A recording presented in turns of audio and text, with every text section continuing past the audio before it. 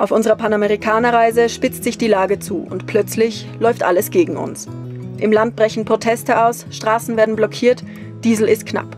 Und wir sind mittendrin. Man bekommt schon ein bisschen mit der Angst zu tun, weil man weiß nicht, wozu die Leute fähig sind, weil sie halt wirklich so eine Wut in sich aufgestaut haben. Manchmal wird es so bedrohlich, dass wir nicht wissen, ob wir überhaupt noch weiterkommen. Auf einmal haben die so total laut gerufen. Ich habe es ja vom Hügel aus gut gesehen, dass da so Bewegung kam. Und als wären Blockaden und Dieselstress nicht schon genug, fahren wir uns auch noch fest. Wir stecken im Sand, während die Zeit gegen uns läuft.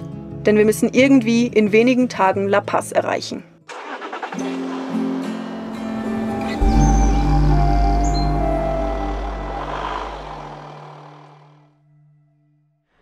Hola, schön euch in diesem Video dabei zu haben.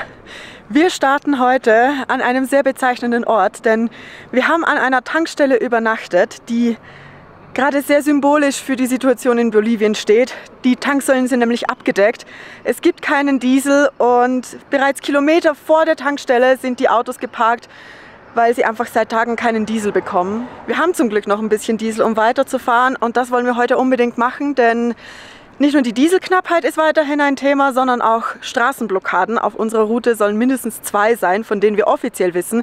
Wer weiß, wie viele noch dazwischen sind. Also machen wir den Van fertig und fahren möglichst bald mal los. Ich sehe, du bist schon fast fertig.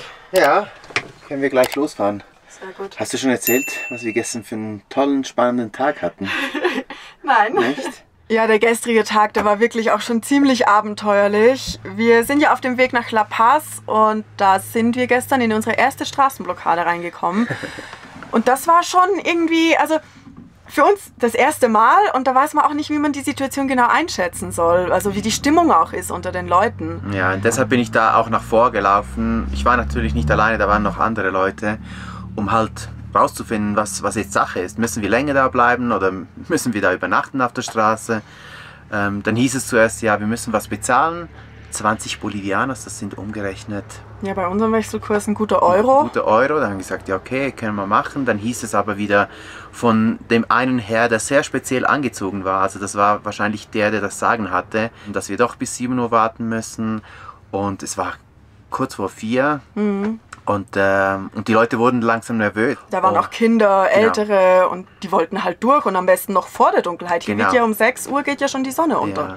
Und dann hieß es, dann sind ein paar Leute weggefahren. Ich habe die dann gefragt, wo die denn durchfahren. Die meinten, ja, es gibt einen Umweg ums Dorf rumherum und ja, wir sollten denen auch folgen. Und ja. Wir haben leider ein bisschen länger gebraucht, bis wir hier alles aufgeräumt hatten. Sind dann also in die gleiche Richtung los und es war dann schon der richtige Weg.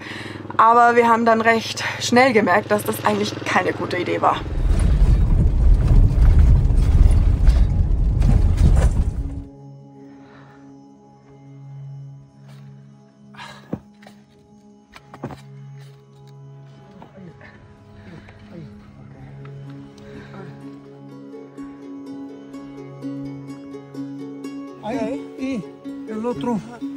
Okay, also Straßenblockaden zu umfahren werden wir so schnell nicht wieder probieren. Aber wir haben schon was gelernt und die Locals hier vom Dorf sind so freundlich. Wir haben jetzt gelernt, man muss diese Grasbüschel hier zusammensammeln, in den weichen Sand legen und dann mit ein bisschen Sand bedecken. Und dann wird das fester Boden, über den man auch fahren kann. Und dann kommen wir hoffentlich raus. Aber wir sind überhaupt so dankbar, dass uns die Leute hier so helfen. Ohne sie wären wir hier wahrscheinlich die ganze Nacht dran. Das ist unglaublich.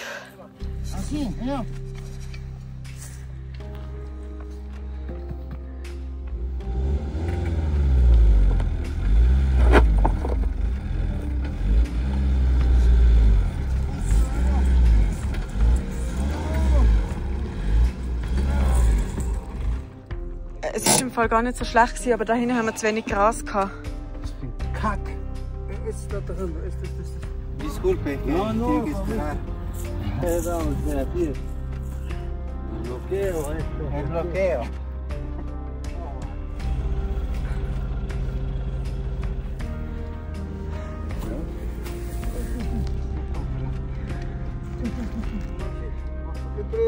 Alemania, Francia, hay otros sitios. Sí, exacto. Dale, dale.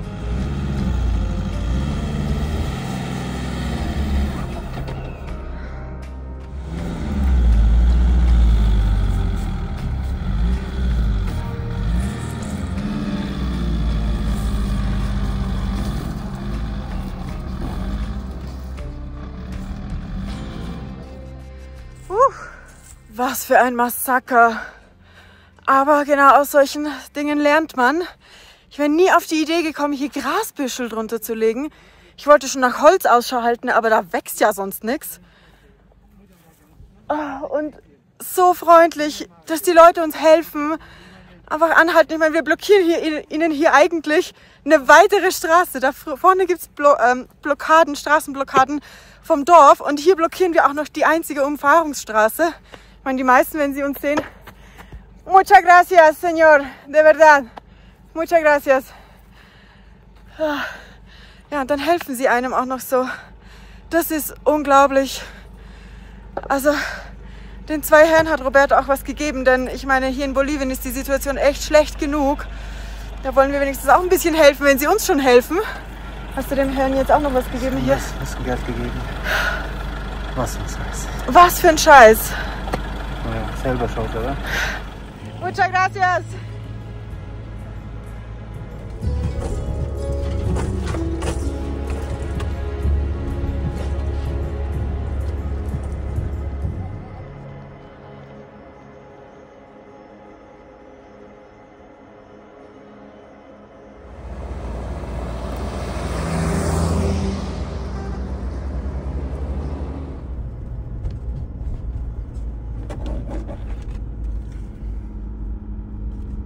Wir sind so froh, dass uns die Männer da geholfen haben. Ohne sie, ich glaube, wir wären heute noch am Buddeln. Wahrscheinlich schon, ja. Ja, aber das haben wir jetzt eigentlich auch durch, weil wir haben uns in Nordamerika eingebuddelt. Wir waren in Belize, haben wir uns ja mal festgefahren. Und jetzt in Südamerika. Also ich glaube, jetzt sind wir durch damit, oder? Ja, sehr gut, perfekt, passt. So, fahren wir los? Ja, ich glaube, wir müssen.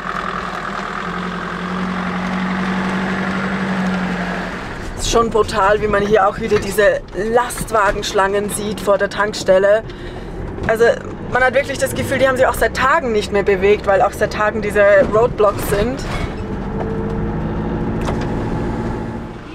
Hola, buenas. Buen día. ¿Cuánto es? Ah, sí.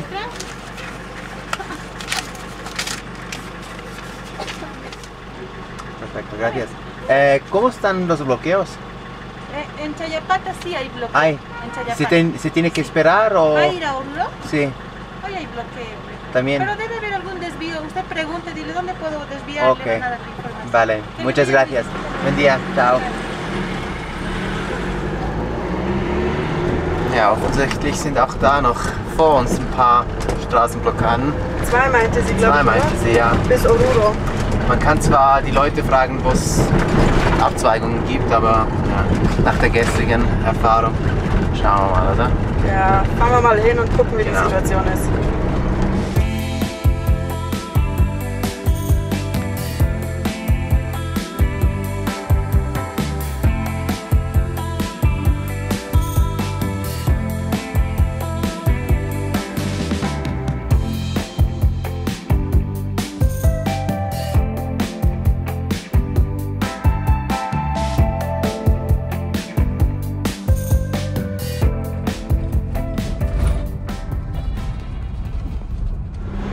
Da vorne stehen schon viele Autos. Das hat ja wirklich nicht lange gedauert. Es ist wirklich einfach ein Dorf weiter und es scheint, als würden hier ganz viele Lastwagen und Fahrzeuge stehen. Da vorne sieht man auch schon eine größere Menschenmenge. Ich vermute mal, das ist die nächste Straßenblockade. Jetzt schauen wir mal, wie die Situation da vorne ist. Vielleicht verbringen wir ja nicht den ganzen Tag hier. Das wäre ja schon mal angenehm. ¿Le podemos seguir? No hay paso. ¿Y podemos seguirle a usted o no?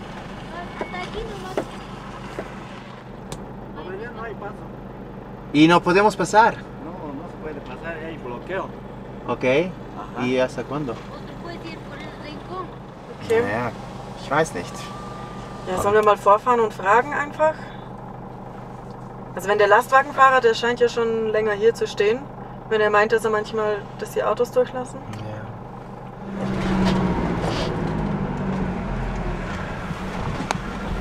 Auf den Nationalstraßen in Bolivien zahlt man öfter Maut. Wir haben jetzt auf 260 Kilometern bisher knapp 2 Euro bezahlt. Also für uns ist es ja eigentlich nicht viel.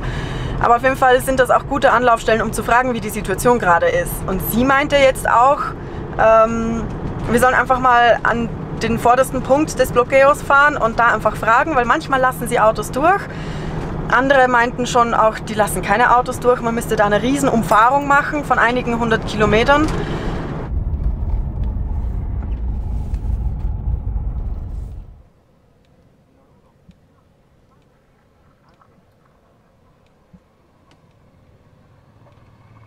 Anscheinend gibt es da weiter vorne noch eine Absperrung, aber da kam einer, der hier was zu sagen hat, meinte, wir sollen das Fahrzeug da vorne folgen. Der führt uns um den Bloqueo herum. Keine Ahnung, wie die Straße sein wird. Wir versuchen es jetzt einfach mal. Ah, Mann, das ist wieder mal so ein Ding.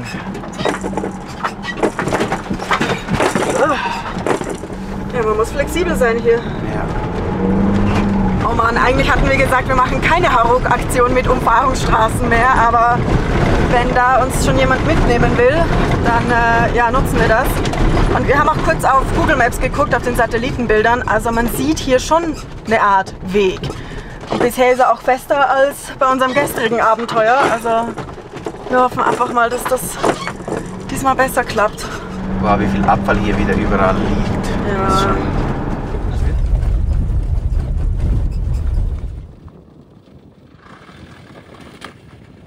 Puh, okay, also den ersten Bloqueo haben wir umfahren. Hier ist eine leere Straße. Ich hoffe, das ist kein schlechtes Zeichen, weil hier einfach keine Autos durchgelassen werden weiter. Diese Umfahrung haben wir schon mal ohne Feststecken überlebt. Ja, jetzt gucken wir, wie weit wir hier kommen, weil du meintest ja vorhin, die eine Dame meinte, wenn wir diesen Bloqueo umfahren, dann kommt hier vorne gleich der nächste, näher an den Bergen. genau, da lassen sie gar niemand mehr durch anscheinend.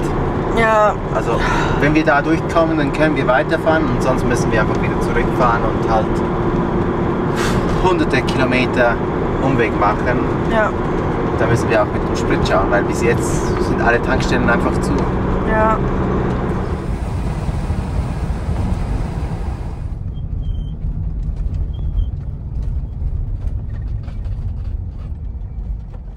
Hier gibt es anscheinend gar kein Durchkommen.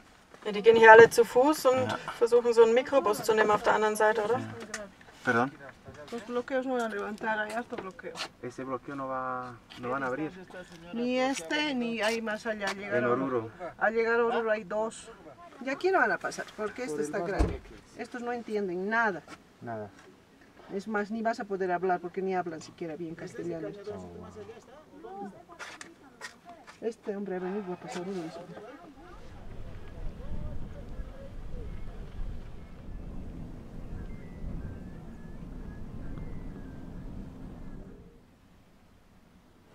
Und? Naja, die Situation sieht ziemlich schlecht aus. Also ich habe da mit ein paar Leuten gesprochen, also die Situation ist sehr angespannt. Ich hatte da schon ein bisschen Bammel. Also, echt? Ja, also Also die meisten sind auch vermummt. Also er meinte, es gibt zwei Möglichkeiten. Entweder wir umfahren das, entweder hier oben, was der andere auch gesagt hat. Ja. Wobei, Also ganz ehrlich, ich habe auf Google Maps keine Straße gesehen. Ja. Ich weiß, da sind Häuser eingetragen und sowas, aber also keine Straße. sie meinten, dass hier auch Lastwagen ab und zu durchfahren. Wir würden schon durchkommen. Auf der anderen Seite würden sie es nicht anraten, weil da 4x4 benötigt wird. Bleiben Um wir- den See herum? Nee, da vorne. Ah, irgendwo. einfach da so eine Ja. kurze Strecke. Ja. Und dann habe ich ihm ein bisschen die Situation erklärt und er meinte, ja, vielleicht um 2, um 3 machen sie vielleicht auf. Aber Okay. ich habe keine Ahnung, wie das... Weil die Frau vorhin meinte, sie hätten seit 10 Tagen nicht aufgemacht, oder? Ja, und ich weiß nicht. So ein Scheiß. Mal schauen, was jetzt... Also mit dem, den ich gesprochen habe, er war ziemlich entspannt, aber die anderen waren schon sehr aggressiv, so schon sehr... Ja, das ist die Also Frage, durchfahren würden wir da nicht, also wenn jemand kommt und sagt, wir dürfen durchfahren, dann ja, aber sonst... Nein, das ist klar. Vor allem, wenn einer easy ist und alle anderen geladen, dann... Ja, komm, lass uns was frühstücken und dann Okay, wie spät ist es jetzt? Mittag. Hola, buenas. Hola, buenas. Bien, gracias. ¿De dónde se llegando? De la República Checa. República Checa. Sí, de Europa. Asegúrate porque aquí vas a tardar. Ok. No solo unas horas, días. Días tal vez vas a tardar. Sí. Wir haben noch kurz was gefrühstückt und ein bisschen besprochen, was wir jetzt machen sollen. Ob wir jetzt hier die 2-3 Stunden abwarten sollen, die sie mir vorne gesagt haben, oder doch die Umfahrungsstraße nehmen sollen, die halt irgendeine Schotterpiste ist wahrscheinlich. Wir wissen nicht, ob es sandig ist oder was auch immer. Der Herr hier, der vorhin bei uns am Van war, der meinte, dass es wahrscheinlich nicht 2-3 Stunden gehen wird, sondern Tage. Ja, es ist schon eine ganz komische Situation. Also ich muss ganz ehrlich sagen, normalerweise lassen mich solche Sachen ziemlich kalt. Aber hier, ja, man ist halt wirklich schon ein bisschen gefangen in dem Ganzen. Und es ist eine komplett neue Situation auch für uns. Man bekommt schon ein bisschen mit der Angst zu tun, weil man weiß nicht, wozu die Leute fähig sind, weil sie halt wirklich so eine Wut in sich aufgestaut haben. Ja, ich habe mit den Leuten versucht, einfach ganz normal zu reden und es sind auch ganz einfache Leute, würde ich jetzt mal sagen, die auch unsere Situation verstehen. Die meinten auch, ja, dass ihnen die Lastwagenfahrer auch sehr leid tun, weil die hier schon seit 10 Tagen hier stehen. Die haben kein Essen, kein Trinken. Es ist wirklich eine Kacksituation. Wir dachten, es wird nicht ganz so kompliziert, vor allem jetzt, da wir insgesamt schon 2 Straßensperrungen durch hatten. Aber hier gibt es kein Durchkommen. Also hier ist wirklich fertig. Jesse ist jetzt noch kurz hier auf den Hügel gelaufen, um zu sehen, ob man die Straße dahinter sieht, wo man durchfahren kann. Ja, und dann, wenn sie zurück ist, entscheiden wir uns, was wir machen sollen.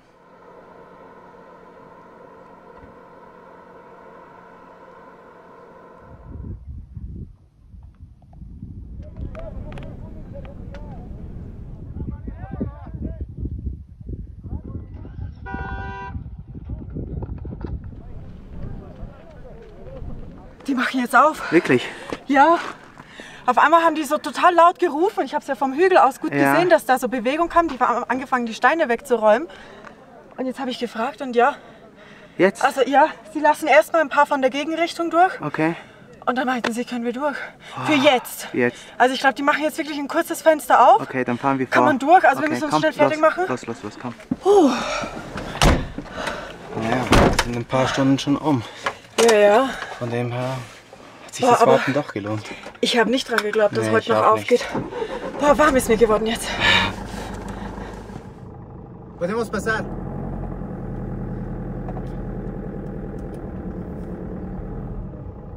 Muchas gracias. Y que le vaya todo bien.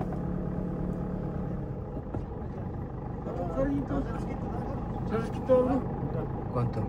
No, a tu cariño. Okay. 20, sí.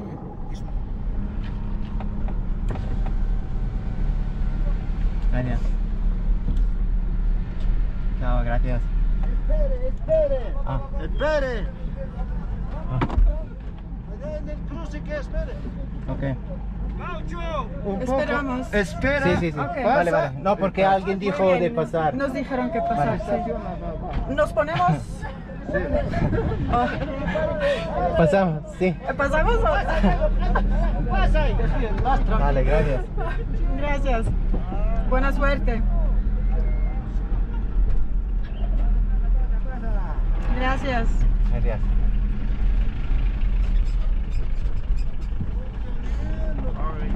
Muchas gracias. Chao.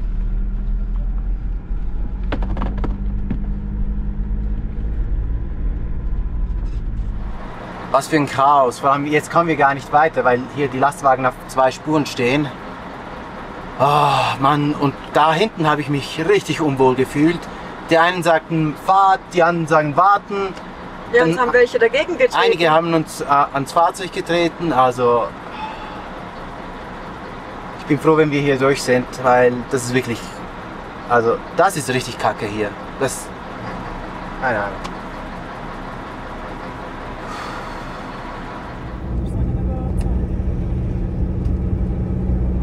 Man muss sich mal vorstellen, die Lkw-Fahrer hier, die in diese Richtung stehen, also in die entgegengesetzte Richtung von uns, die haben ja hier keine Möglichkeit, sich Essen zu organisieren, Wasser, also die haben sich wahrscheinlich auch gegenseitig ausgeholfen, ist klar, aber da kommen ja die ganzen Vorräte und so und Verpflegungssachen kommen ja gar nicht an in den Dörfern, weil die Lastwagen hier feststecken. Die wissen, dass sie Probleme für die Bevölkerung verursachen und trotzdem tun sie es, weil sie sich gezwungen fühlen, weil sie glauben, dass das die einzige Möglichkeit ist, sich Gehör zu verschaffen. Also diese Verzweiflung, die sie auch haben, es ist halt einfach für alle gerade hier schwierig. ¿Cuántos días tuviste aquí? 3. Abrieron ahora. Sí, abrieron. Hey!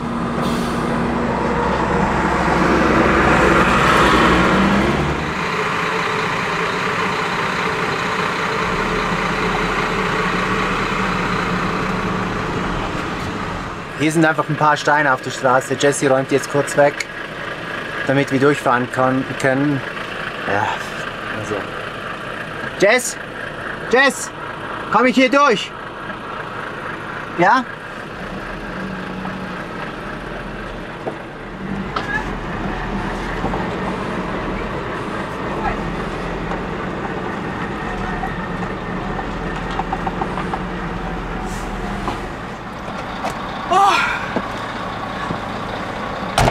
Kommen wir hier durch. Mit Geduld. Ja. Oh, Höhentraining nennt man das. Ja, fast 4000 Metern. Ja. Kein Wunder. Ja, abrieron, sí. Krass, hier hinten ist es noch nicht mal angekommen, dass auf ist. Nee. Wie weit die stehen. Schau mal, das geht um die Kurve rum. Wahnsinn, wie man hier...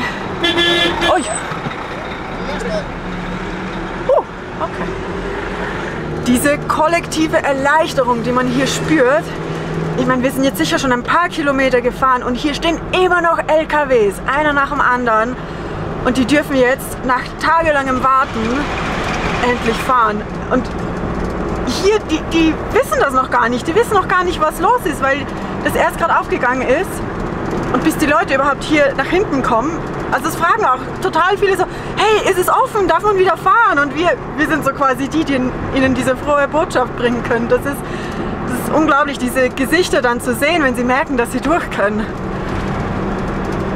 Ich meine, wir sind schon erleichtert, wie müssen sie sich fühlen?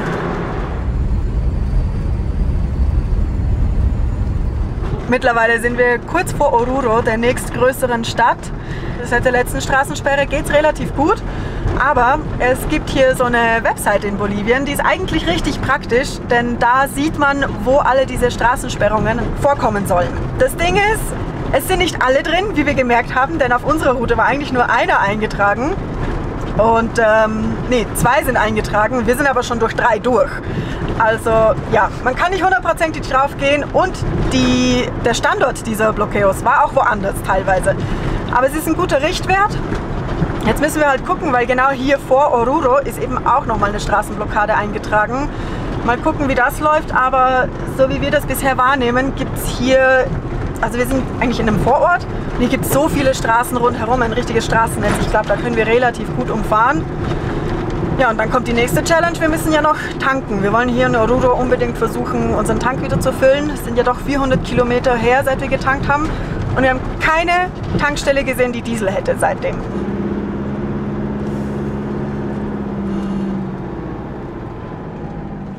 Está abierto. Está abierto. Se puede pasar. Okay. Die fahren alle hier durch. Der eine meint ja, der andere meint nein, aber die fahren hier durch, also fahren wir auch durch. Okay, ich glaube, hier ist der Bloqueo. Ja, Das sind richtig viele Menschen. da kommen wir nicht durch. Ich habe vorhin gerade gesehen, dass hier rechts Autos runterkommen und ein paar hochgefahren sind. Vielleicht können wir es probieren, ich schaue sonst Schauen wir mal auf der Karte, wie es aussieht. Also.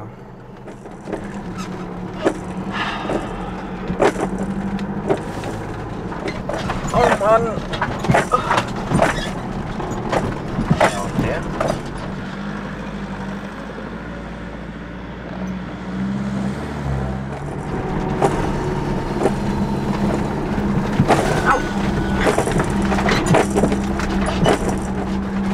Oruro.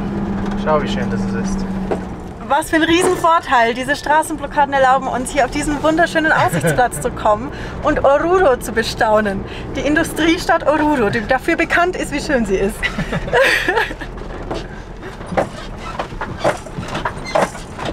Das war ja mal wieder eine Umfahrungsstraße, aber ich würde sagen, das Leiden war nur für 10 Minuten etwa und wir sind wieder auf der Asphaltstraße, können jetzt normal durch die Stadt fahren.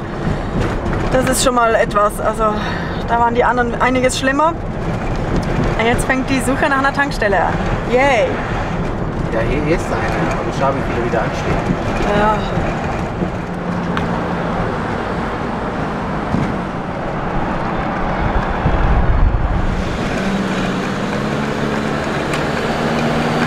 Das ist ja wirklich nicht normal hier in der Stadt. Also hier stehen Fahrzeuge, also hunderte von Fahrzeugen einfach an. Pro Tankstelle. Pro Tankstelle, das ist ja nicht normal. Und hier ist alles blockiert, weil die auf der anderen Seite komplett einfach alles blockieren, um tanken zu können. Also wir fahren jetzt einfach raus und schauen dann irgendwo anders, oder? Ja, also man fühlt sich ja auch nicht wohl dabei, sich so vorzudrängeln, nee. falls es überhaupt gehen würde. Das tun wir uns nicht an. Raus aus der Stadt. Ich habe sowieso keinen Bock auf diese Stadt. Das ist gar keine geile Stadt. Ach.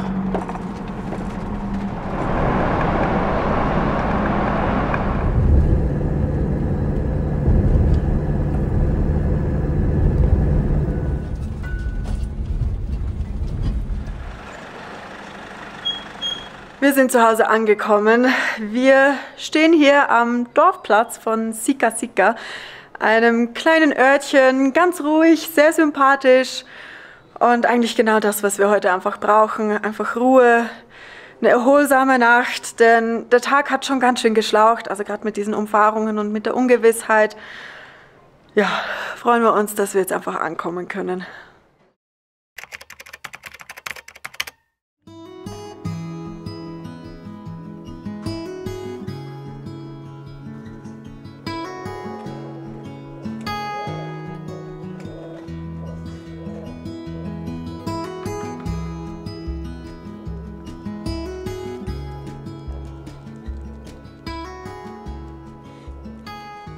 Guten Morgen aus diesem verschlafenen Örtchen. Es läuft heute früh wirklich noch nicht viel, aber ich finde das gerade charmant. Also man sieht kaum Menschen, aber dafür ein paar Hunde, Tauben und ja, mir gefällt das richtig gut.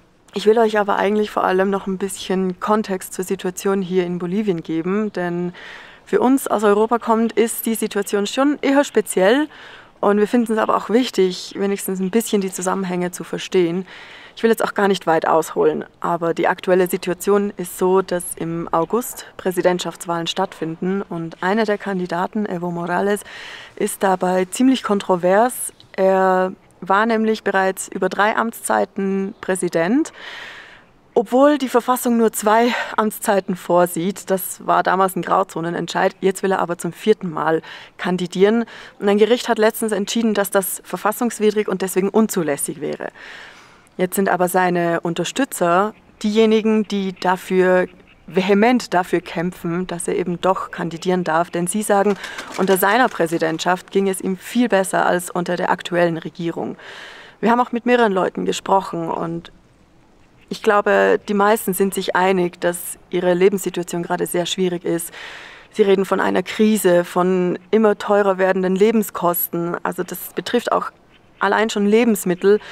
Ganz zu schweigen von Diesel oder auch von Dieselverfügbarkeit. Und deswegen sind eben jetzt viele Leute gerade wieder auf der Straße, blockieren die Straßen, streiken. Ja, das zeigt einfach, wie verzweifelt die Leute auch schon sein müssen, wenn sie zu solchen Mitteln greifen. Aber sie sagen einfach, das ist ihre Möglichkeit, politischen Druck aufzubauen.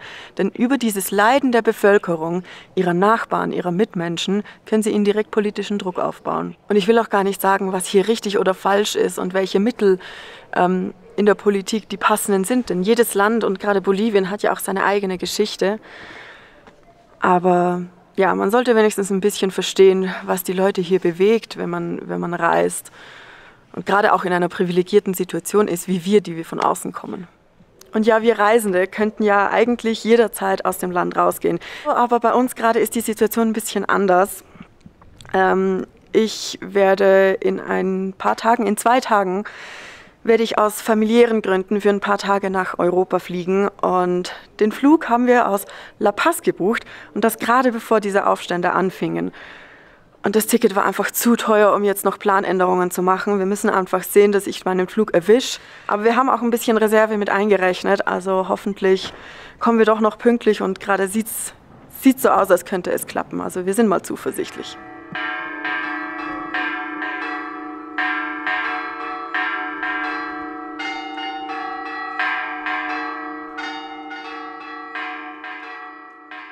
Wir machen uns jetzt noch fertig und dann geht's gleich los.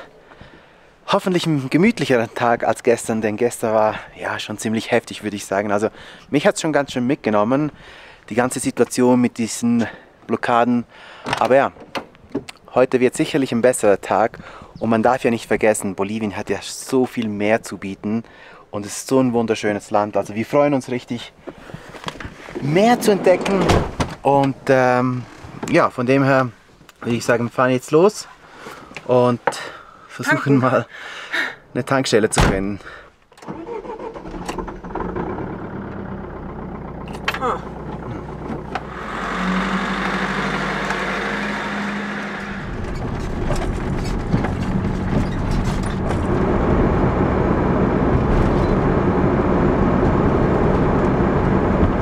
Okay, das sieht ja schon mal nicht ganz so prickelnd aus. Wir fahren jetzt schon über einen Kilometer an dieser Kolonne vorbei und sie hört einfach nicht auf. Die stehen alle schon an für die Tankstelle. Jetzt fahren wir einfach mal vor und fragen, ob überhaupt Diesel vorhanden ist. Da muss man sich ja nicht anstellen, wenn da eh nichts aus der Zapfsäule kommt. Robert ist schon ziemlich lange mit dem Tankwart am Diskutieren. Ich kann noch nicht ganz einschätzen, was das bedeutet. Sie sind jetzt hinter einen LKW gegangen, also kann ich auch irgendwie gar nicht mehr ihre Mimik oder Handgestikulation irgendwie deuten. Es stehen auch 2 Militär- oder Polizeiangehörige hier und anscheinend hat das auch manchmal einen Einfluss darauf, ob Ausländer die Autos betankt bekommen oder nicht. Also idealerweise würden sie uns einfach einen Jimmy voll tanken und wir können weiterfahren. Ob jetzt nun zum bolivianischen Preis oder zum Ausländerpreis, das spielt für uns dann auch gar keine Rolle mehr. Wir müssen einfach Diesel bekommen. Und, kriegen wir Diesel? Ja, aber wir müssen die Kanister rüberbringen. Ah, machen wir es doch mit den Kanistern. Ja. Okay. Doppelter Preis. Also wie viel? Doppelter Preis.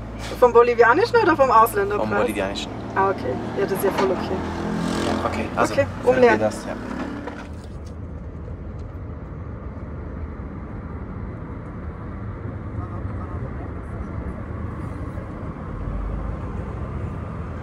Es dauert ewig, bis hier mal 20 Liter drin sind.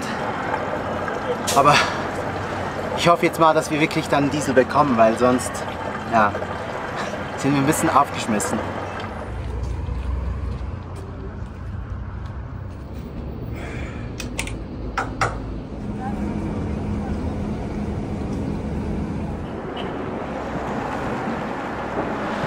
Okay, jetzt auf einmal ist es doch der dreifache Preis. Hätte er gerne von Anfang an sagen können, aber naja, wir sind einfach froh, dass wir Diesel haben. Das ist für uns das Wichtigste. Wir haben jetzt wieder 40 Liter in den Kanistern. Ja, jetzt gucken wir, dass wir die wieder aufs Dach kriegen, die festzurren und dann geht's wieder weiter.